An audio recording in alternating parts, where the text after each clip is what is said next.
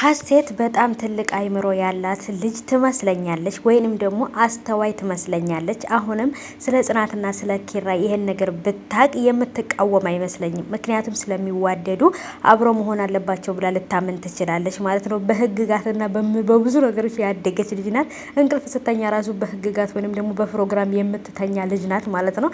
ስለዚህ ይሄን ነገር ብታቅ በግዴታ ኪራ የኔ ካልሆነ ብላ እንትን ላትል ትችላለች። ግን ደግሞ ኪራ ቀስ በቀስ እሷን እንዳያፈቅራት ወይንም ደግሞ ቀስ በቀስ እሷ እሱን እንዳታፈቅረው በጣም ፈርቻለሁ።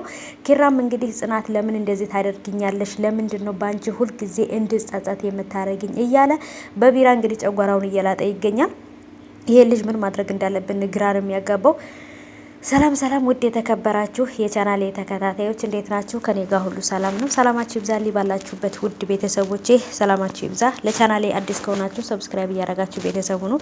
ነባሮች ደግሞ እንኳን በሰላም መጣችሁ ብያለሁ ውድ ቤተሰቦቼ። እንግዲህ ዛሬ የጽናት ድራማ እጅግ በጣም አሳዛኝ ነገር አለው ማለት ነው። መጨረሻም ላይ እንግዲህ ጽናት እውነቱን ለምሩ እየነገረቻት ባለበት ሰዓት ላይ ነበረ ያለቀው። እውነቱን ትነግራታለች ወይንስ የምትነግራት ሌላ ነገር ነው ለማሳመን?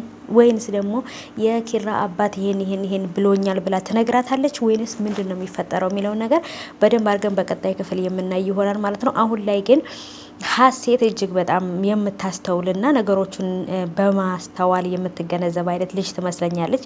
ስለዚህ በሁለቱ ፍቅር መሀል ትገባለች ብዬ አላስብም። ግን ደግሞ ሁለቱ የአሰሪና የሰራተኛ እንትን ስለሆነ ያላቸው ይፋቀራሉ ብላ ላታስብ ትችላለች። ግን ደግሞ ያለውን ነገር ግን ስታይ ግን የሁለታቸው መሀል ላይ ያለው ነገር ያወዛግባታል ማለት ነው። እና እውነቱን ብታቅና ጽናትና ኪራ እንደሚዋደዱ ብታቅ ደስ ይለኛል። ግን ወደ እሷ ራሱ እዚህ ቤት የመጣችበትን የስራዋን ጉዳይ አላወቀችም። ወይንም ደግሞ እዚህ ቤት የመጣችበትን ምክንያት እስካሁን ድረስ ሀሴት ራሱ አታቅም፣ ኪራም አያቅም፣ ሀሴትም አታቅም። ግን የእሱ አባትና የእሱ አባት ተደዋውለው አንድ ላይ እንዲሆኑና ከነሱ ቤት አብረው እንዲሆኑ ነው ያደረጓቸው። ይሄ ማለት እንዲቀራረቡ፣ እንዲተዋወቁና በደንብ ተቀራርበው እንዲፋቀሩ ነው የፈለጉት እንጂ እሱን ታገቢዋለሽ እሷን ታገባታለህ አልተባለም እስካሁን ድረስ ማለት ነው። ግን እነሱን ለመቀራረብ እያደረጉት ያለት ነገር ነው ይሄ ማለት ነው። በጭራሽ ግን ደግሞ ጽናትና ኪራ ተለያይተው ኪራ ሀሴትን ያገባታል ማለት ዘበት ነው ማለት ነው። ምክንያቱም በጭራሽ ታይፖም ሆነ የእሱ መስፈርት የምታሟላ ልጅም ላትሆን ትችላለች። ምክንያቱም በጣም ሙልቅቅቅ ብትልና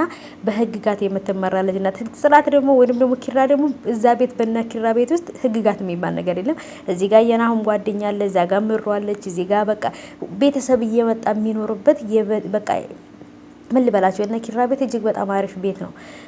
የተቸገረ የሚያርፍበት ምን ያለ የራበው የሚበላበት ቤት ነው የነ ኪራ ቤት እና ህግጋት የሚባል ነገር የለም እዛ ቤት ማለት ነው። እና ስለዚህ ጽናትንና ኪራን ደግሞ እንግዲህ በመዋደዳቸው ጽናት የምታስበው የሁለት ዓለሙ ሰዎች ነን፣ የኔና ያንተ ፍቅር ሳይሆን ስሜት ነበረ፣ በስሜት ነበር እየተገፋን የነበረው እንጂ ተፋቅረን አይደለም ነበር እያለች ነበረው። ግን ፍቅር ማለት ደግሞ በእነሱ ነው የሚያምረው ማለት ነው። በጣም ነው የሚዋደዱት፣ በጣም ነው የሚፋቀሩ። ስለዚህ በጭራሽ